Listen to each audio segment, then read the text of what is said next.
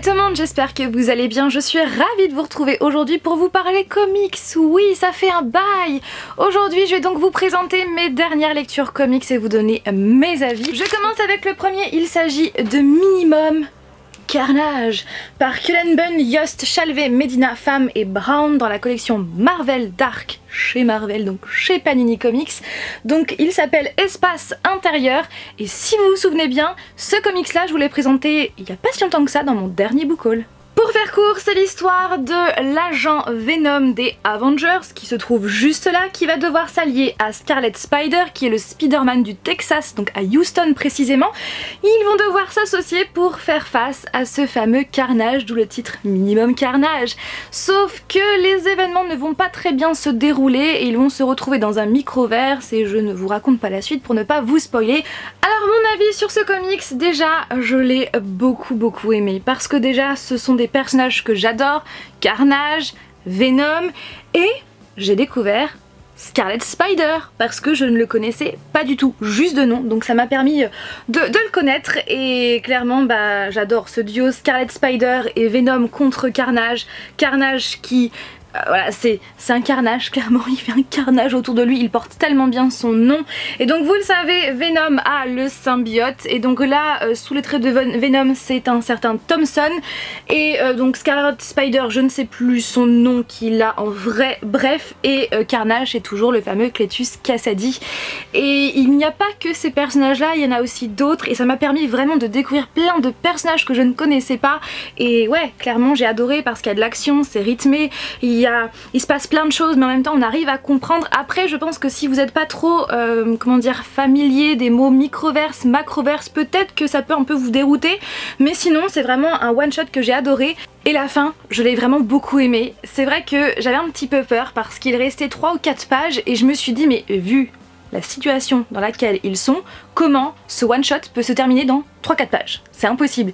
Mais en fait la fin est logique et j'ai adoré. Franchement je vous le conseille et les dessins sont vraiment très bien faits. Vraiment, et puis comme je vous l'ai dit, hein, au niveau scénario, j'aime beaucoup. De toute façon j'adore le travail de Cullen Bunn. J'ai voulu commencer Harley Quinn, le tome 1 en Rebirth.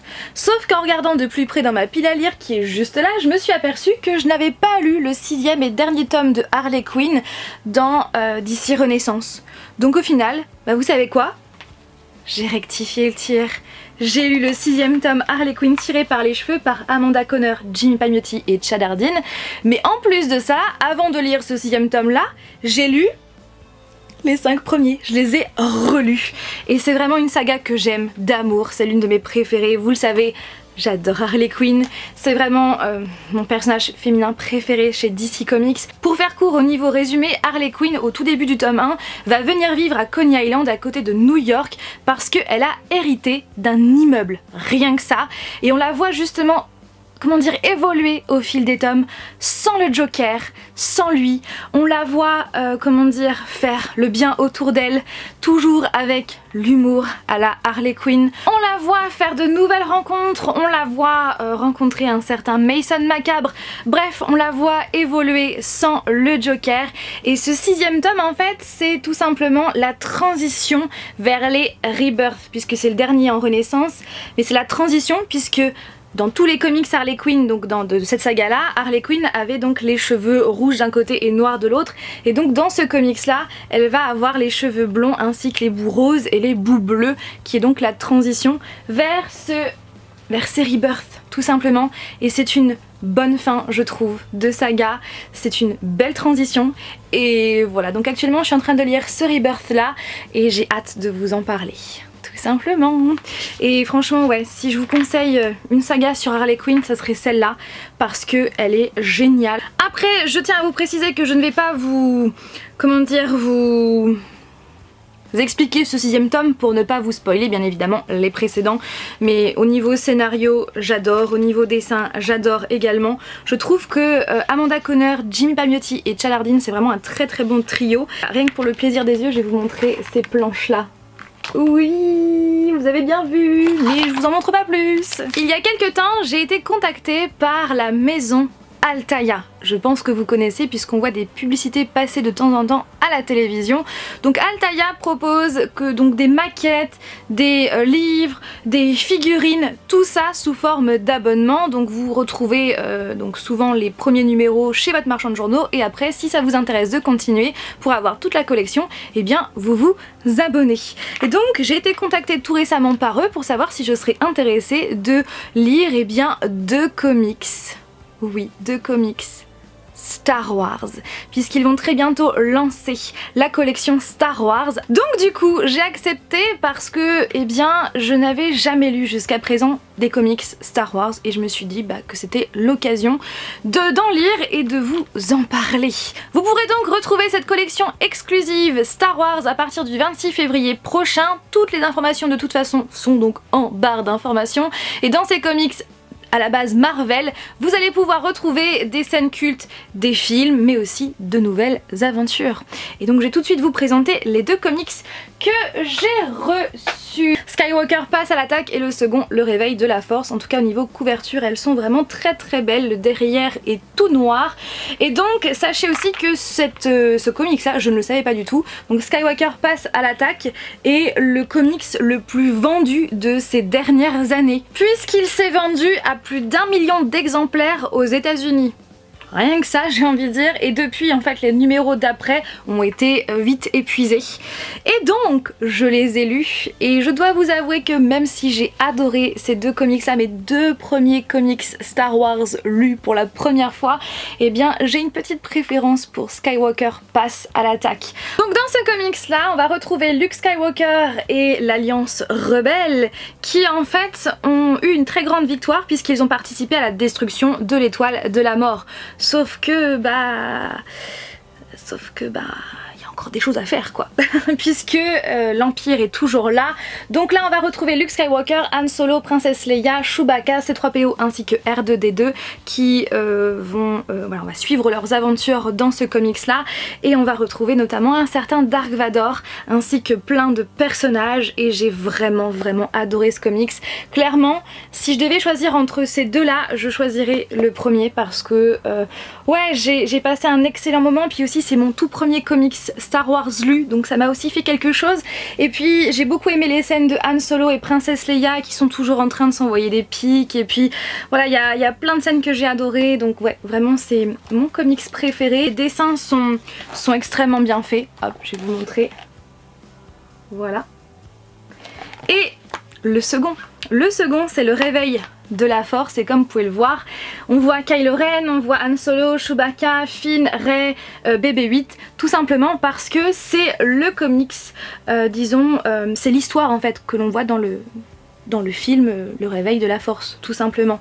Les dessins sont vraiment très bien faits encore une fois et sachez que de base, j'ai adoré ce film là et là ça m'a fait vraiment très plaisir de redécouvrir ce film là mais version comics, ça m'a fait grave plaisir. J'ai ensuite lu Survival Geeks par Gordon Rennie, Emma Bibi et Neil Googe chez les éditions Glénat. Alors ce comics je l'ai bien aimé, ce n'est pas non plus le comics du siècle mais je l'ai bien aimé, j'ai passé vraiment un très bon moment. Donc c'est l'histoire de Sam qui est juste là, qui va se réveiller un matin dans le lit de Simon qui est là et en fait Simon est en colocation avec ses deux là, avec Rufus et Clive et Sam quand elle va mettre un pied dehors elle va s'apercevoir que le monde est un peu différent en fait du monde dans lequel elle a évolué jusqu'à présent, donc à savoir le nôtre, et elle va comprendre en fait que cette maison donc dans laquelle vivent les trois colocs et dans laquelle elle est maintenant, que c'est un vaisseau en fait, une sorte de vaisseau pour